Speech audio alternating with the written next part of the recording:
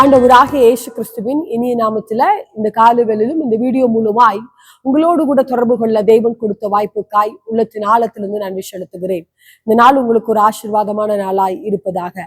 இன்று நாம் தியானிக்க இருக்கிற வசனம் மார்க்கு 9வது அதிகாரம் 23வது வசனத்தை வாசிக்கும் போது வசனம் இப்படி சொல்லுகிறது. இயேசு அவனை நோக்கி, நீ விசுவாசிக்க கூடுமானால் ஆகும், விசுவாசிக்கிற நோக்கு எல்லாம் கூடும் என்றார் என்று வசனம் சொல்லுகிறத நம்ம பார்க்கிறோம். இந்த நாளில நீங்கள் ஆண்டவரை விசுவாசிப்பீர்கள் என்று சொன்னால், அவரை நம்புவீர்கள் என்று சொன்னால், உங்களுடைய வாழ்க்கையில எல்லாவற்றையும் செய்ய வல்லவராய் இருக்கிறார். இந்த காரியத்தை நாம் பார்க்கும்போது இங்கு ஒரு தகப்பனாரை பார்த்து சொல்லப்படுகிறத நம்ம பார்க்கிறோம். சிறு வயது முதல் ஊமையுமான ஒரு ஆவியை பிடித்த ஒரு மனிதனை ஆண்டவரிடத்துல கொண்டு வருகிறத நம்ம பார்க்கிறோம்.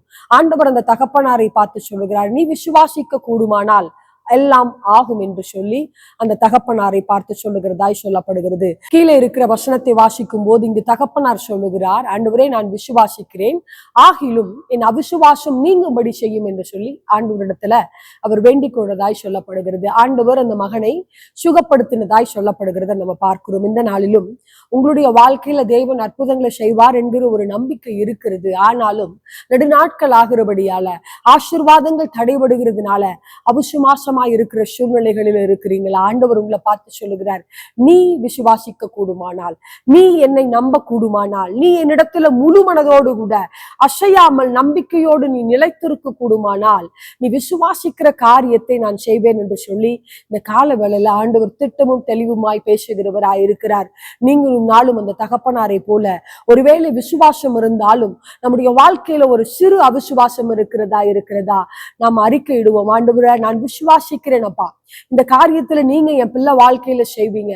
நெடுநாட்களா என்னுடைய மகனுடைய திருமணத்திற்காக நான் ஜெபித்து கொண்டிருக்கிறேன் ஆண்டவரே, அந்த காரியத்துல அற்புதம் நடக்காததுனால எனக்குள்ள ஒரு அவிசுவாசம் இருக்கிறதப்பா, என் அவிசுவாசம் நீங்கும்படி செய்யுங்கன்னு சொல்லி ஆண்டவருடைய சமூகத்துல நம்ம அறிக்கை எடுக்கிறவர்களா இருப்போம்.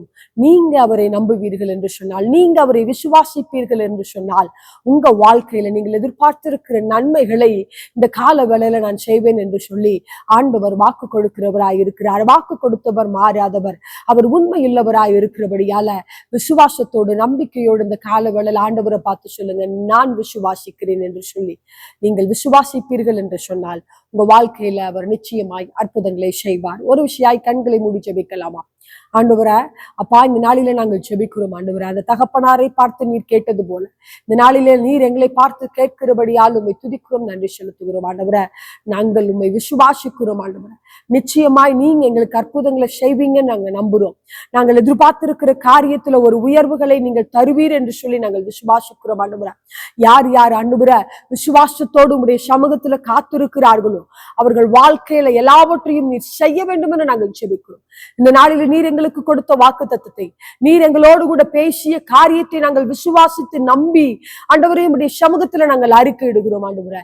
தேவன் ஒவ்வொருவருக்கும் நன்மையானதை நீர் செய்கிறபடியால் உம்மை துதிக்கிறோம், நன்றி செலுத்துகிறோம் அப்பா. இயேசுவின் நாமத்தில் ஜெபிக்கிறோம் எங்கள் நல்ல பிதாவே, ஆமென். ஹல்லேலூயா.